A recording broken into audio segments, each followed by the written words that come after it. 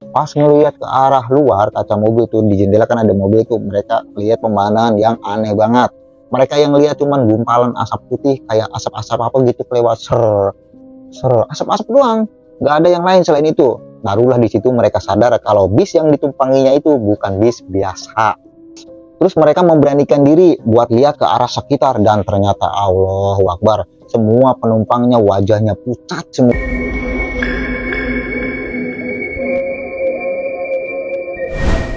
Terima kasih sudah klik video ini. Saya ucapkan Assalamualaikum warahmatullahi wabarakatuh. Ini adalah kisah dua orang pemuda asal Wonosobo yang mudik naik bis hantu. Kok bisa ya mudik lebaran pakai bis hantu? Sebelum ke cerita selanjutnya, silahkan teman-teman klik tombol subscribe dan lonceng agar nggak ketinggalan cerita-cerita horor lainnya. Jadi kisah ini terjadi pada tahun 96, di mana pada saat itu adalah menjelang lebaran Idul Fitri. Nah, dua orang ini ada teman dekat nih yang kebetulan satu kampung. Mereka juga karyawan pabrik di daerah kawasan industri Cikarang, Jababeka. 3 hari menjelang lebaran, libur panjang nih, kan cuti bersama tuh karyawan pabrik.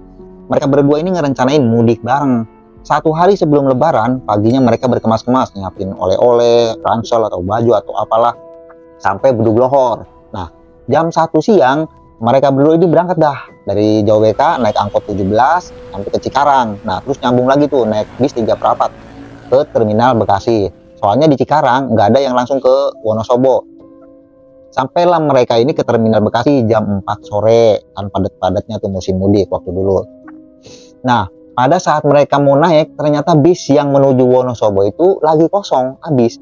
Karena emang lagi rame banget yang mudik, jadi nunggu dulu bis yang dari Wonosobo nyampe ke terminal Bekasi.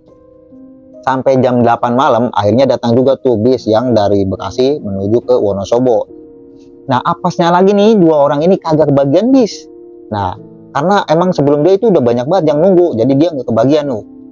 Jadi dia itu nggak kebagian. Nah, waduh gimana nih mas, kata yang satunya nih, mending kita tanya aja lah ke petugas. Nah, tanyalah mereka nih ke petugas terminal yang ada di situ. Pak, bis yang ke Wonosobo itu masih ada nggak, kata dia itu.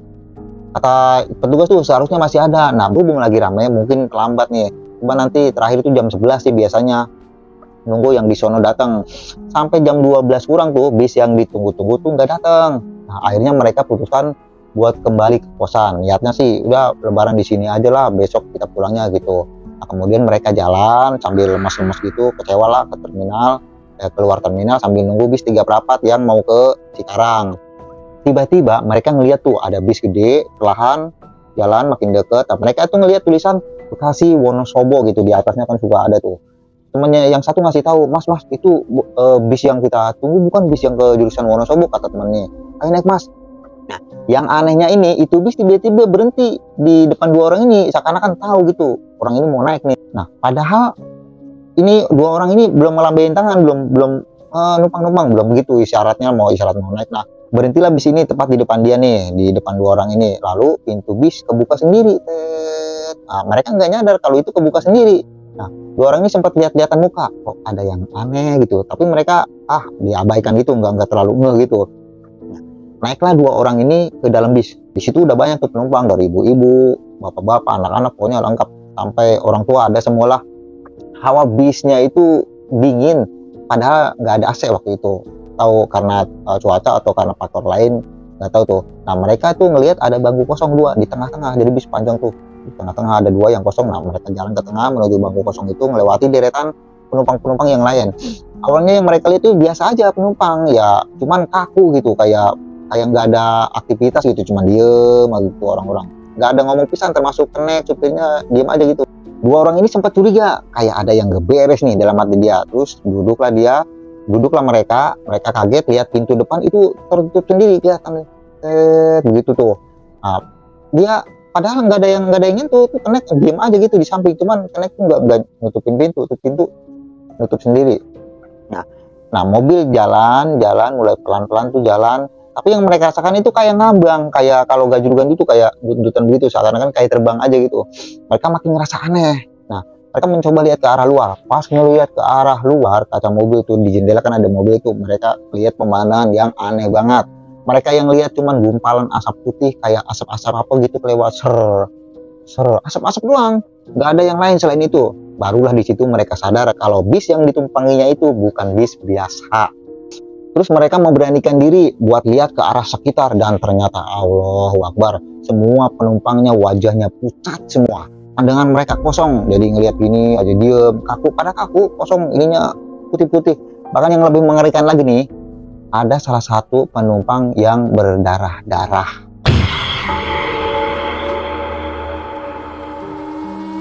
Gimana coba, ini merinding gue nih.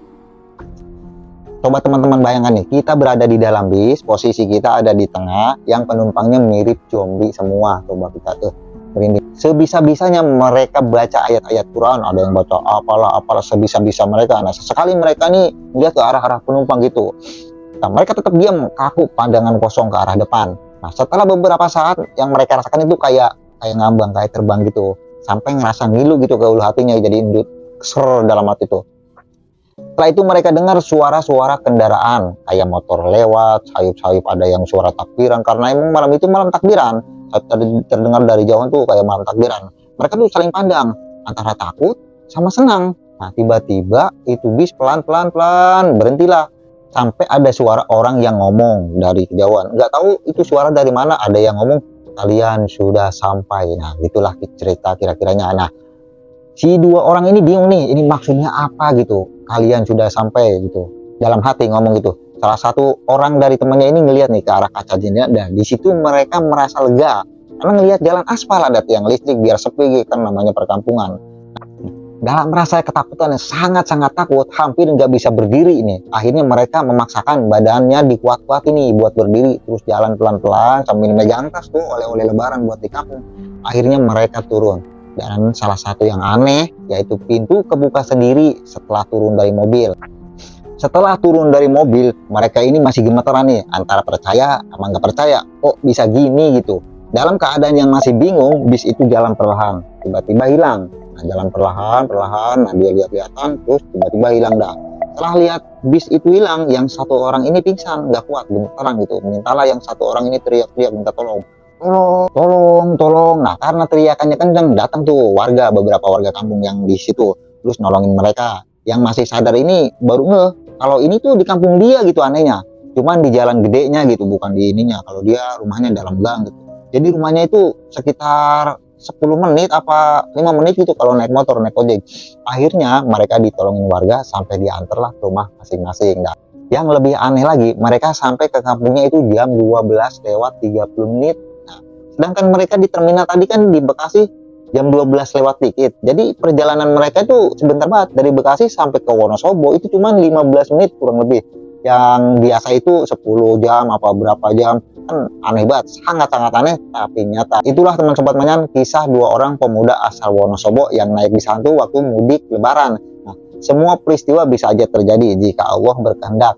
Jika kalian suka dengan kisah-kisah seputar horor misteri maupun kejadian-kejadian di luar nalar, silakan tekan tombol subscribe, like, share bila perlu, dan aktifkan loncengnya nih agar sobat teman racing tidak ketinggalan kisah horor lainnya. Saya undur diri, sampai jumpa di kisah horor lainnya. Selamat wayah gini dan assalamualaikum warahmatullahi wabarakatuh.